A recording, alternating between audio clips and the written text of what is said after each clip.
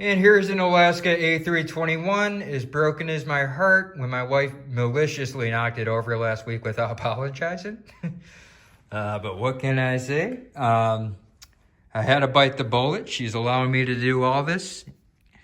And moving on, we have a Southwest 737 MAX 8 that my wife did not completely destroy. But yeah, it looks great. It looks great against the tan tarmac. Hello everyone, happy Saturday. Welcome to this brief ALK update. I have a few changes in regards to my tropical airports. I have a new control tower. It's painted in the beige. I love it. It looks like something, a control tower you'd see out of Florida. I also have a lot more moss and greenery, thanks to Party City. 75% off because unfortunately they will be going under soon. So I took advantage of those prices and it makes the scenery pop. I love the way it looks. It makes it look much more vegetative. I also have some small towers on top of terminals, which I often see at O'Hare, to add to the realism of this tropical airport. And then right over here, I have a 737-700 in the WestJet livery. The airplane shop told me that Darren's no longer making the 737-100 on this scale. I'm not sure why. I wish they did, because a lot of planes still use the 737-700 in their current fleet. So I wish they would continue the product and maybe come out with the Southwest livery. Maybe I could write them a letter. I don't know. I don't know if they listen to me.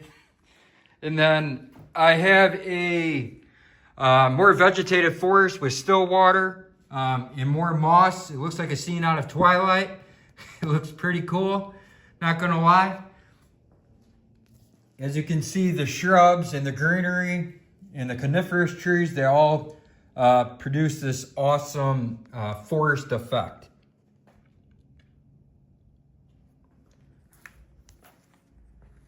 And then moving on, we have a broken airplane. My wife so maliciously moved a table and broke the plane without apologizing.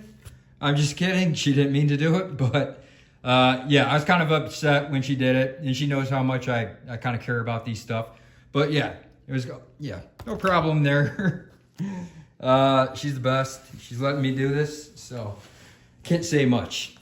And then here's a beige, here's Tucson International Airport with a beige tarmac. Because I noticed, when I look at satellite photos, the tarmacs in tropical areas or warmer climates look a lot more tan than opposed to cooler climates. I'm not sure why.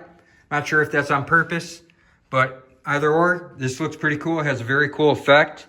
And I did my best to recreate the iconic Tucson International Airport control tower.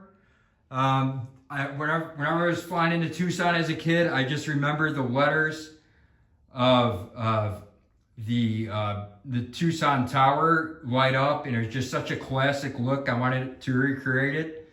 They decided to retire that tower in 2016. And replaced it with a 40,252,000-foot control tower. So they definitely got an upgrade on that. Hopefully I can fly back there one day and see it for myself. Haven't been to Tucson in years. And then over here we have the desert scenery. I'm loving the way the desert scenery is looking. I have some model sand, real model sand. I know that sounds like an oxymoron, but it's small grains of sand, and with some rocks and some cacti. I love the detail of the cacti. It has some flowers on it. I thought they'd be too small. I got them from Hobby Lobby, but I mean they're actually standing out quite nicely. Also, I have some juniper. Sorry, guys, juniper and some jumping cholla. If you've ever been to the Southwest, you are probably familiar with these plants and how annoying and painful they could be when you run into them. And then last but not least, I got a new scale 1 to 100 apartment building, and also a beige color, not on purpose, but I just love the juxtaposition of the colors of the sky rises in this city. And soon I'll be making this whole city front and back all skyscrapers. All right, guys, the airport's coming along. I'm loving every bit of it, and I'm love sharing it with you guys. Have a great weekend, and I'll see you next week for a full airport update. Take care.